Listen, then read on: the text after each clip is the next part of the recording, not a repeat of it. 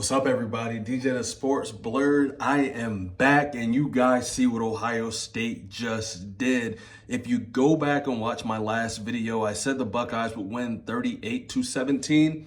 Sue me. I was a little off. The game ended up being 42-17. I was only off by 4 points. But guys, I watch a lot of college football. I watch a ton. I am a sports fanatic. And the one thing going into this game that made me so confident is what I told you guys. But before I get into that, you guys know it's time to beg. Please, please, please like, comment, subscribe. Man, it's been an amazing journey with you guys so far. I'm trying to get to 1,000 subscribers. I'm at about 700 right now. I just need a few hundred more. Please, guys, like, comment, subscribe. It is 100% free. And then if you follow my channel, you'll more than likely win parlay because I'm out here giving you the winning numbers. All right, back to the video. Complete dominance by Ohio State. One of the things I said in my last video is I saw a level of focus that I haven't seen from these Buckeyes. I watched all these interviews. I watched Ryan Day interviews. I watched interviews of all these senior football players, and these guys were 100% locked in. I don't think Tennessee knew exactly what they were coming into. That loss that Michigan dealt Ohio State, that 13-10 loss at the Horseshoe a few weeks back, that was what the Buckeyes needed. Ryan Day, this is what we have been asking for the last few weeks here. We know what this team is capable. Ryan Day knows what this team is capable of, but the intensity has not been there. And for the first time in a long time, guys, the intensity was there. That is not the same team that played Michigan. I'm sorry to tell you, it's not. That 13-10 loss, that was not the same guys. Sure, the defense played well, but where was the offense versus Michigan? Apparently, they were saving it all for Tennessee. Tennessee, man, I want to tell you guys, all the fans, Tennessee Nation, man, you guys have been absolutely phenomenal. Just a a first-class organization there. Your quarterback, you guys got an absolute stud for the next 2 to 3 years. That guy is simply amazing. He was completely overwhelmed. Now, the one thing that made me, a little bit nervous for Nico was I thought his inexperience would show, and it absolutely did. I went ahead and I said that, in my last video, we would sack Nico 3 times. He would throw 3 interceptions. Now, he did throw 1 interception, but it was called back due to roughing the passer. A little fake call, but, you give him the benefit of the doubt. But he did get sacked 4 times. I mean, you look at what he did. Man, that guy has a lot of heart. That kid has absolutely the biggest heart in the world. But he was completely outmatched. He was completely outclassed. I heard going into this game, oh, the offensive line is down. You guys are missing your best offensive lineman, who's our center McLaughlin, who is the best center in the country, and then we're missing all these other pieces. It doesn't matter, guys. This is Ohio State. This is what I've been trying to say. It does not matter who goes down for Ohio State because your backup is more than likely an NFL guy. At some point, you have to realize that the talent that Ohio State has amassed and collected is far greater than anybody else's in the country. And if they play like they played tonight, guys, there is no way in heck that they do not win a national championship. Now, my fear is that they win this game and that, that edge comes off, right? That they're just so happy to finally make the wrong right. Losing to Michigan in the Horseshoe, the seniors, their last memory won't be fighting in the 50-yard line, against the Wolverines after a loss. Their last memory in the Horseshoe is a completely dominant win versus the SEC. And that is what I want to talk about next. SEC fan. Again, I know you guys think I'm biased towards the SEC. I know you guys think I hate the SEC, but I don't. I'm just able to look at with an unbiased lens and tell you guys the real. A lot of SEC fans can't believe that you could come from the South and play in the cold weather. Oh my gosh, Tennessee's not really the South. It gets cold in Tennessee. It does get cold in Tennessee, and I've been to Knoxville, but Knoxville, 20 degrees in Knoxville feels completely different than 20 degrees in Ohio. Trust me, guys, I've lived here my whole life. It's almost 40 years now. It's almost like depressingly cold here. Not a lot of people come to Ohio to vacation. A lot of people go to Tennessee to vacation. I'm telling you what, Pigeon Forge, Tennessee is one of my favorite places to go. There is something in the air that when it gets cold here in Ohio, it is not like it gets cold in Tennessee. I'm telling you, it's 2 completely different colds. And I know that too. I feel like I'm ranting right now, y'all. Just kind of stick with me. I'm so sorry. I'm a little fired up about this game.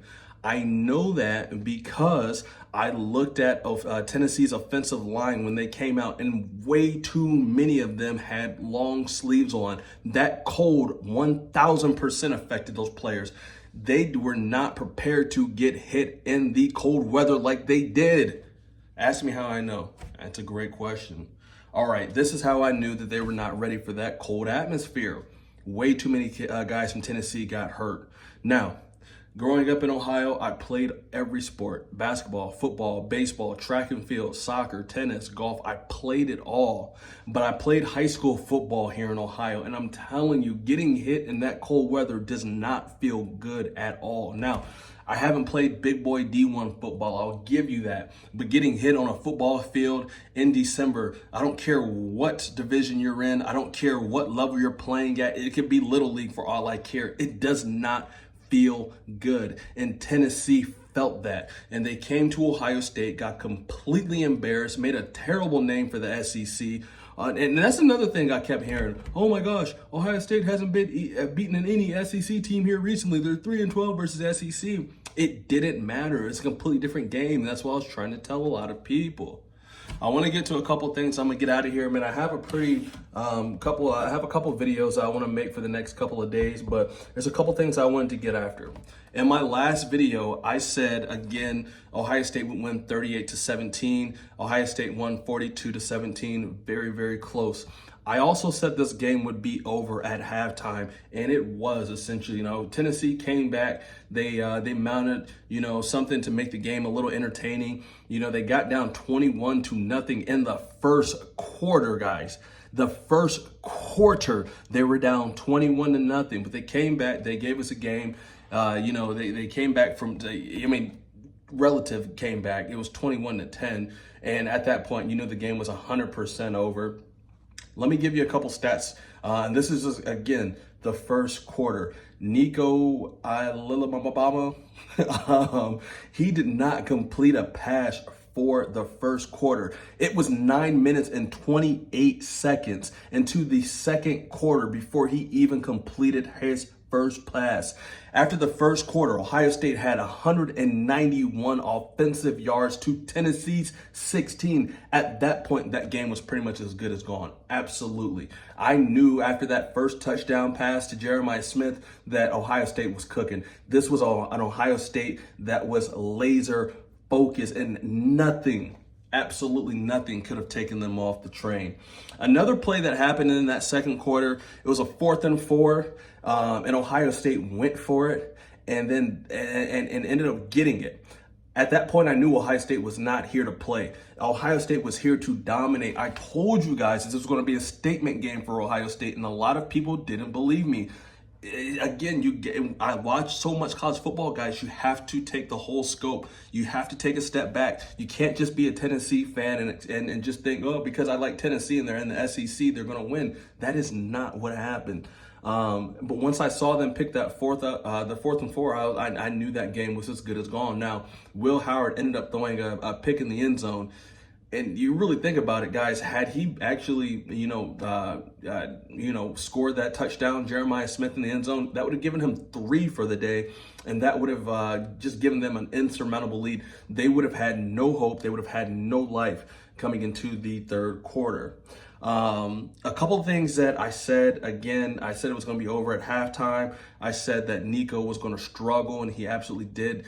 Heart of a lion, though, guys. Heart of a lion. And then I also said that Will Howard, in my last video, I said Will Howard would have his best game as a Buckeye, and he came out and absolutely performed. Again, I go back to what I saw in some of these guys' interviews and some of the press conferences. The focus. I have not seen that focus in their eyes, guys. And they came out and they just they for the first time, they acted like the team they're supposed to be. That is a $20 million roster that they put together at Ohio State. That right there, how they performed, is how we've expected them to perform.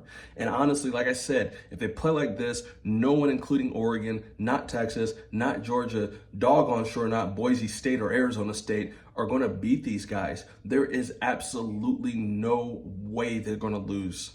But again, you have Coach Day, so there's always a chance, right? He'll give you a game.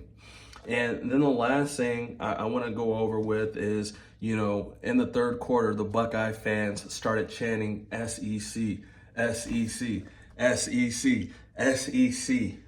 And man, a smile went over my face, guys. Again, not to gloat or anything like that, but man, all we've heard as Buckeye fans is that Ohio State is a good program, not a great program, not an elite program.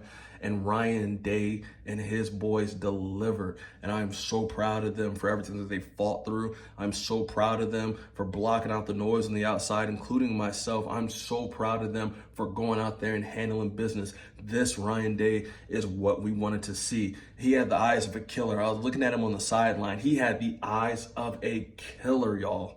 This is what Urban Meyer envisioned when he made him his successor.